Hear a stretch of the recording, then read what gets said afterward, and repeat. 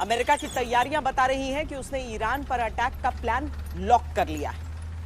Warships America से Iran पहुंच चुकी हैं। ईरान पर अब अमेरिका के किसी भी खतरनाक ऑपरेशन को कामयाबी के साथ अंजाम देने वाली डेल्टा फोर्सेस के निशाने पर है। अमेरिकी नौसेना का शक्तिशाली वॉरशिप इजरायल के पोर्ट पर डॉक कर चुका है। ईरान के खिलाफ अमेरिका ने चारों तरफ से घेराबंदी कर दी है और ईरान भी पीछे हटने को तैयार नहीं। संकेत साफ है कि महायुद्ध अब किसी भी दिन किसी भी पल हो सकता है।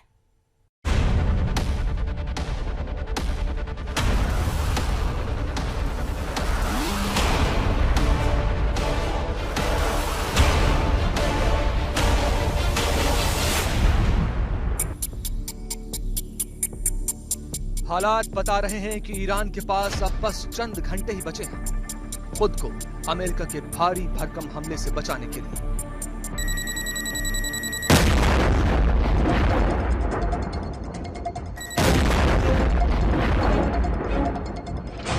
अब सबसे बड़ा सवाल यह है कि क्या कुछ घंटे के अंदर ट्रंप देंगे ईरान पर आक्रमण का फाइनल सिग्नल।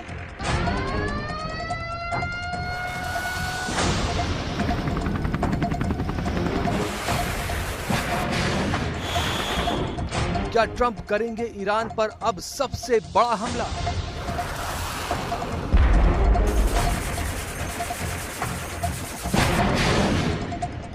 ट्रंप मादुरो की तरह उठाएंगे खामेनेई को।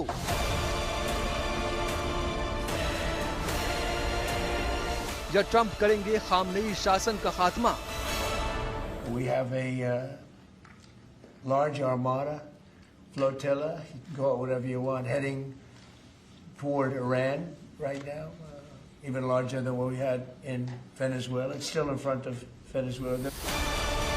और सबसे बड़ा सवाल, क्या करेगा अब Iran.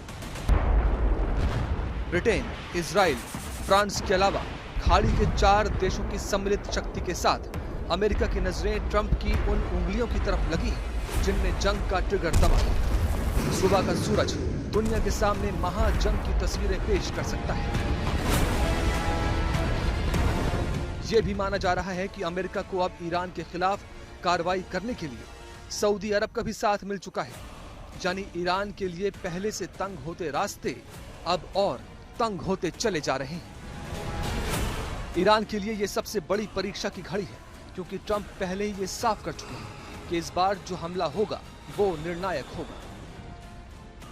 Iran high alert mode पर है। मिसाइलों की रणनीतिक तैनाती ईरान भी कर चुका है। यानी अब बस कोई भी एक पल और महाजंग की शुरुआत तय।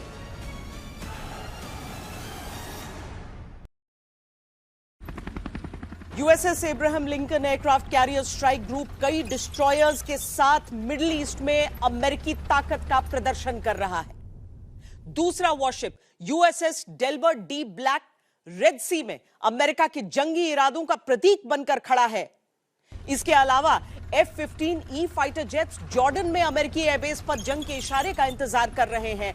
कुल 35,000 से ज्यादा अमेरिकी सैनिक मिडिल ईस्ट में पहले से तैनात हैं। गल्फ ऑफ पर्शिया में अमेरिकी ड्रोन्स लगातार मंडरा रहे हैं।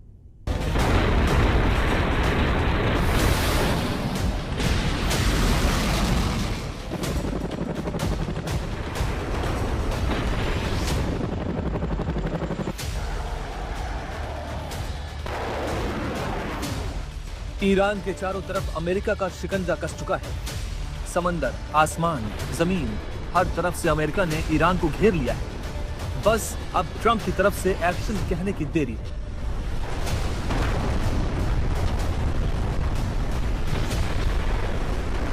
President Trump said, "We're not getting a nuclear Iran. You won't have a nuclear bomb." He meant it, and we sent those B-2s halfway around the world, and they never noticed. When you said, Mr. President, we're securing the border, the military was proud to do their part alongside Homeland Security to do that. पीट हेग्सेथ का ये बयान सिर्फ एक बयान नहीं बल्कि Trump की तरफ से ईरान के खिलाफ की जाने वाली हर तैयारी के मुकम्मल हो जाने का फाइनल ऐलान है। अब बस ट्रंप को एक इशारा करना है और फिर ईरान धुआं-धुआं हो जाएगा।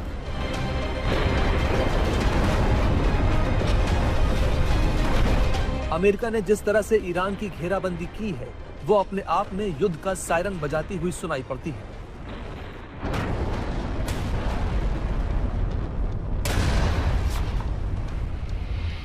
14 जनवरी को दक्षिण चीन सागर से चला अब्राहम लिंकन वॉरशिप 26 जनवरी तक ओमान के पास आ गया है और अब वो रणनीतिक रूप से ईरान के पास पहुंच चुका है।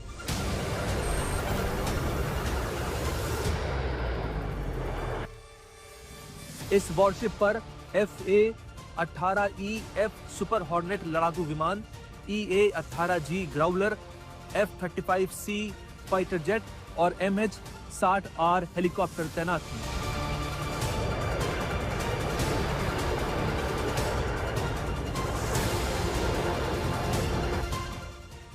खबरें मिल रही हैं कि अमेरिका से बड़े पैमाने पर एयर डिफेंस सिस्टम मध्य पूर्व भेजे जा रहे हैं। इसके अलावा कम से कम 10 EA-18 ग्रोलर इलेक्ट्रॉनिक वॉरफेयर विमान भी तैनात किए गए हैं।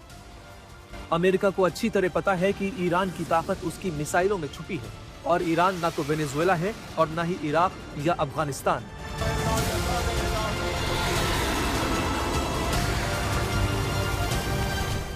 इसलिए सबसे पहले अमेरिका ने ईरान की तरफ से पलटवार की स्थिति का आकलन किया और फिर अपनी तैयारी की।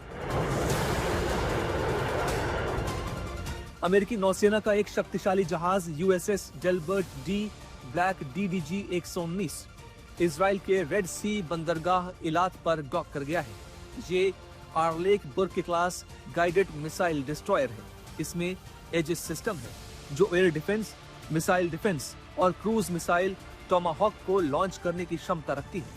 यह जहाज हवाई हमलों, मिसाइलों और जहाजों से लड़ने के लिए डिजाइन किया गया है। इलात इजराइल का साउथ रेड सी पोर्ट है जो गल्फ ऑफ अकाबा में है। यहाँ अमेरिकी वॉरशिप अक्सर गश्त करते हैं लेकिन डॉकिंग नहीं होती। माना जा रहा है कि ईरान के खिलाफ कार्रवाई के लिहाज से इस बार इसकी डॉकिंग रेड सी के इलात पोर्ट पर की गई है।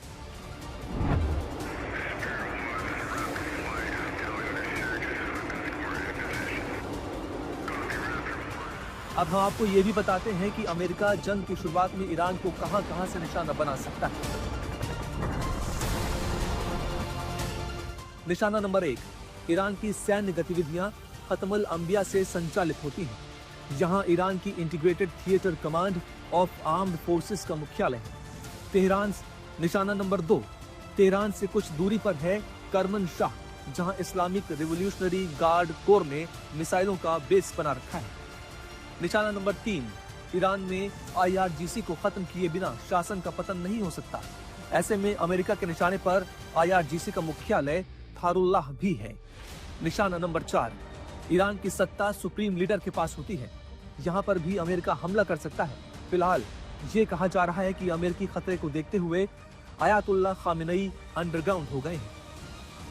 निशाना number 5, British news source the telegraph के अनुसार अमेरिका की पहली कोशिश ईरान की न्यूक्लियर साइट्स को कब्जे में लेना हो सकता है।